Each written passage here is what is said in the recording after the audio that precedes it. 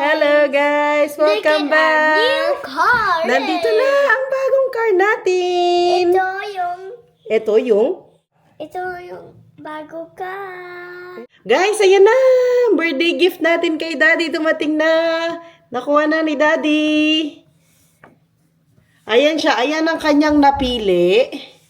Ang kulay na yan. Hindi siya bright red, no? Ano lang siya, medyo darker. Nasa loob pa si Daddy. Ayaw pa niyang lumabas.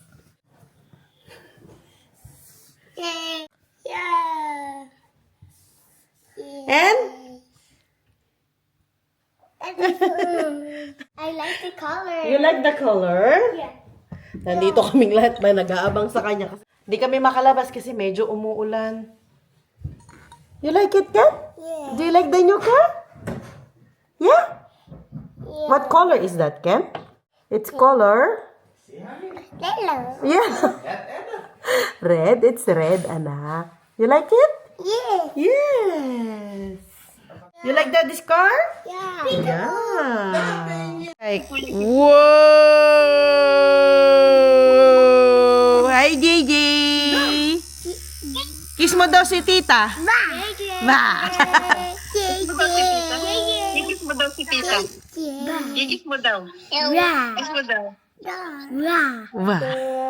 Wow. Wow. Wow. Wow. Wow.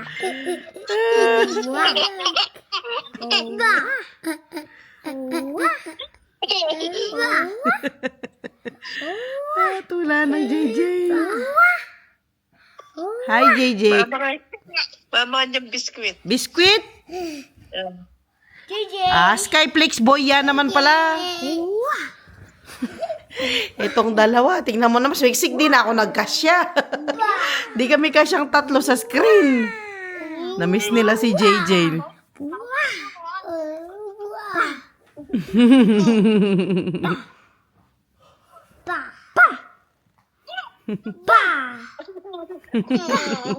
Bunsong pinsan nila yan, no, si JJ.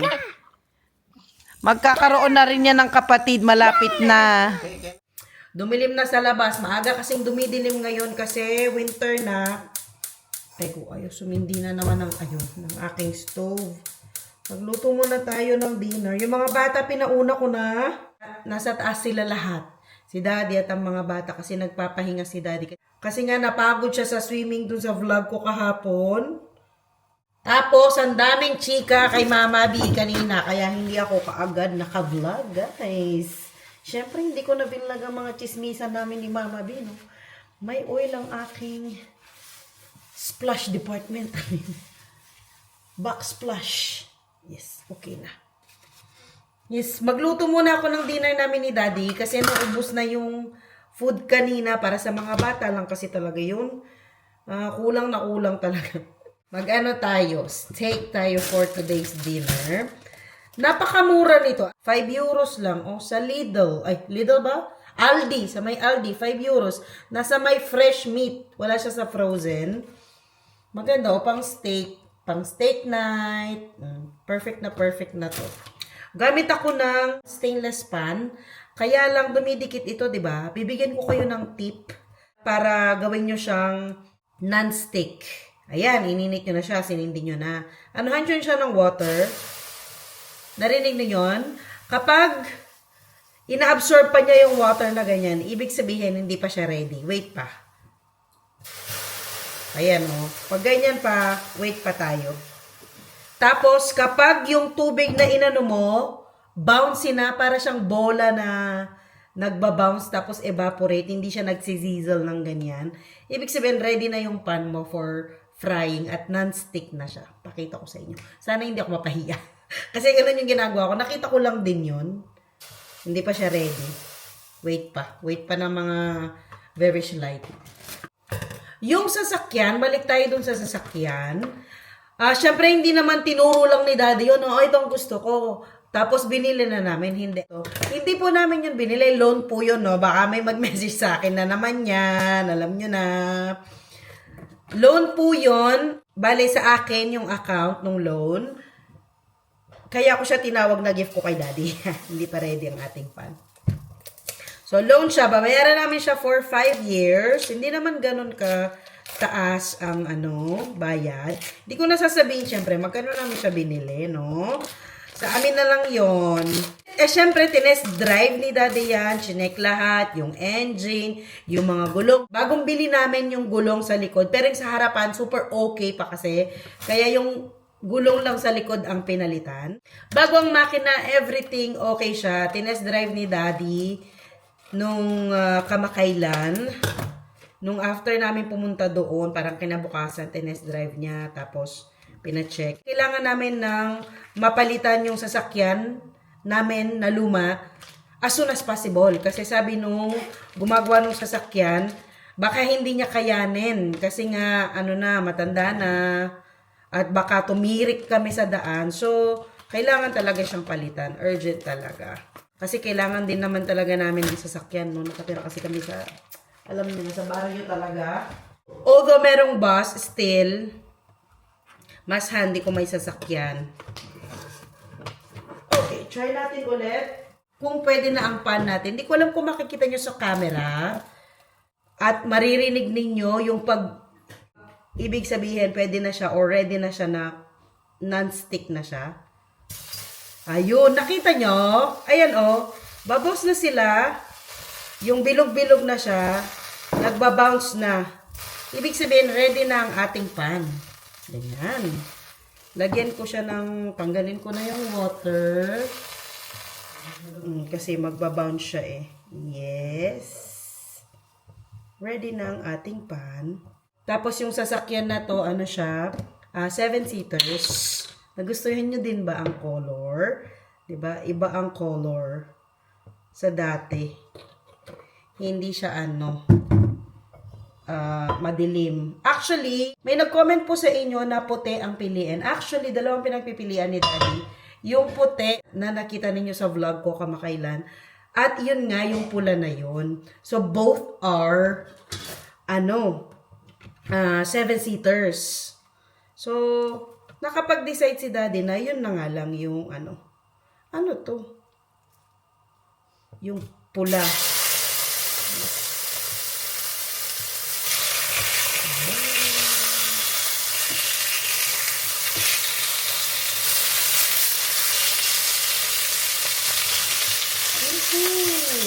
Non-stick na siya, guys. Baliktad natin. Hala, yung sumama. Yung itim na yun.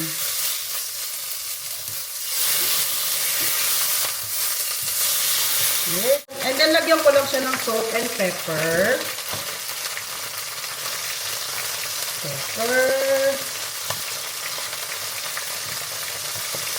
And then, ayoko ng garlic. So, yung garlic powder na lang.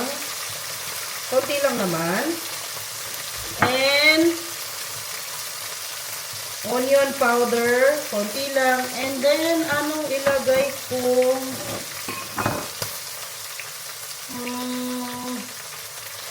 Herbs. Gusto ko siya lagyan ng herbs. Anong herbs kaya ang ilagay natin? Ito, rosemary. Parang maganda ito. Italianese. Basil. Sige, lagyan din natin ng basil. At, ito, yung thyme. Hindi, wag na. Ay, lagyan na natin. Sige, lagyan na natin. The more, the merrier. So, hindi naman bara-bara yung pag-decide na bilhin yung sasakyan, no? Din yan. Si Daddy naman kasi yung pumili. So, according to his liking naman ang pinili niya. Tsaka siya din naman kasi ang mostly magdadrive niyan. Kausap ko nga si Mama B kanina. Inano na daw si Pei kasi manganganak na siya siguro bukas. Pine-prepare na daw nila ang mga anik-anik doon sa bahay. Tapos, ay hindi, ba't ko babalik? Lalagyan ko pa pala yung kabila. Kasi nga, masisesaryan siya, no? Hindi, yung pag niya panganganak, hindi normal. So, cesarean siya.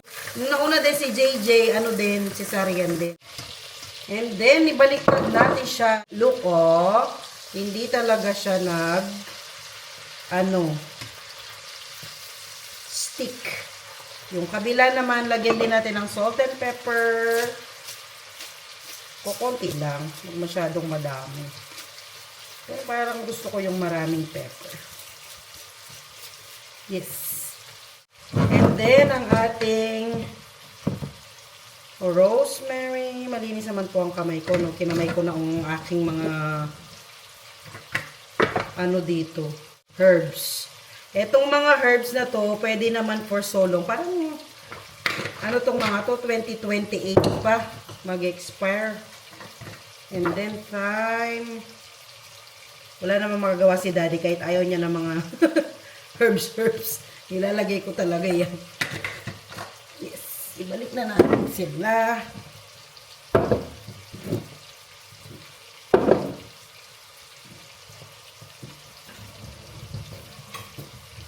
And then, ganito ginagawa ko para maluto din tong mga herbs sa kabilang area. Yan ang ating steak for tonight. Gumawa na ako ng mashed potato. Ready na yan. So, gravy na lang ang kulang at yung salad. Gawa din akong salad pala, guys. Bukas ko na kayo i-tour doon sa sasakyan kasi maulan today. Hindi rin natin ma-enjoy. Ako pala, hindi ko ma-enjoy kasi maulan. Tsaka malamig today. Start na talaga ng winter season. Bukas na lang, baka i-test drive namin siyang lahat for the first time kaming lahat. Sayang din namin nakasama si Mama sa milestone na ito. Super deserve naman ni Daddy yan. Super deserve niya ang bagong sasakyan. Kasi may trabaho si Mama ngayon kaya hindi siya nakasama din.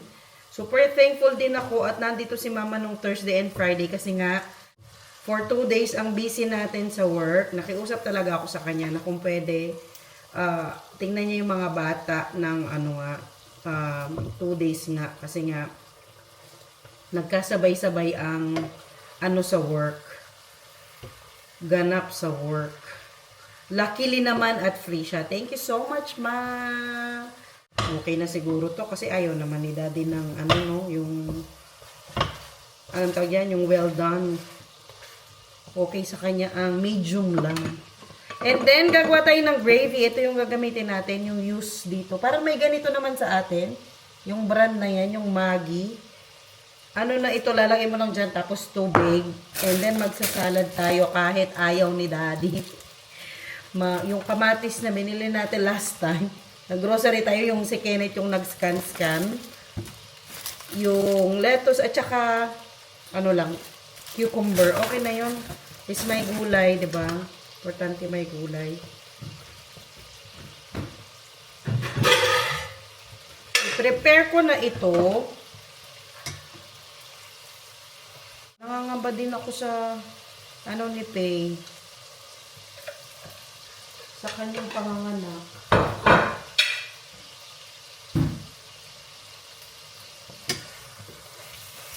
Yung isa pa. Yes. Lagay ko na sila kaagad dito para hindi na ako mahirapan. Ang gravy, super easy lang din.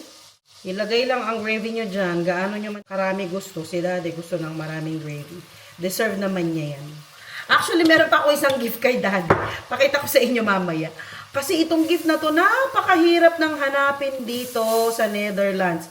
Wala na. Siguro, meron sa atin, pero dito wala talaga. Wala ka nang makita sa mga tindahan. Walang binanba nila sa mga tindahan.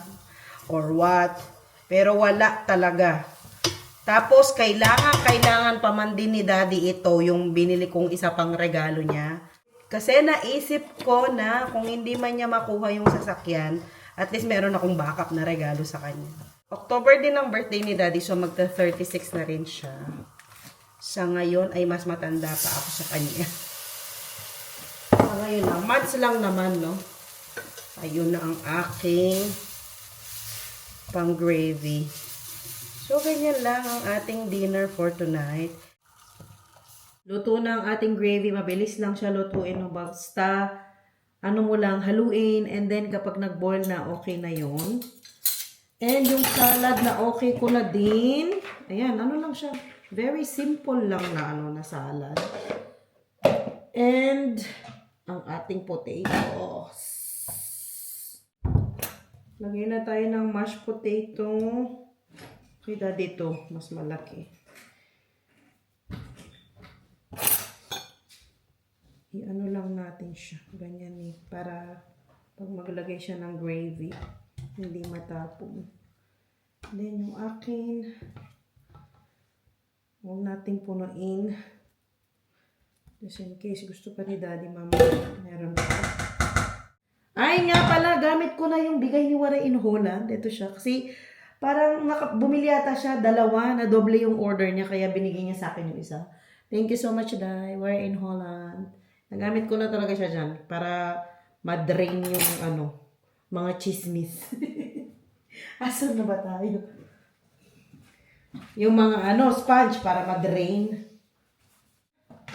And then, ang ating gulay, ganun lang, kasimple. Very simple. Nahulog. Wala pang 5 minutes. Yes.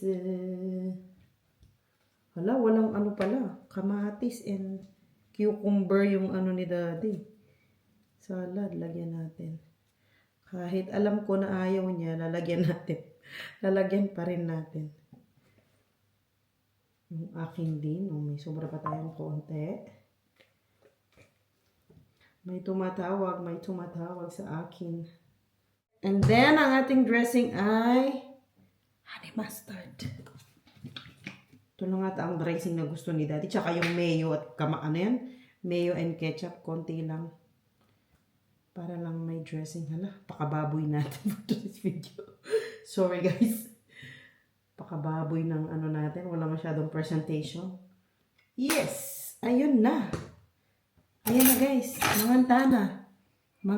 So, ayan ang food natin. Ang ating steak, ang ating salad, at mashed potato. Mangan guys. Ay, pakita ko pala sa inyo yung another gift ko kay Daddy.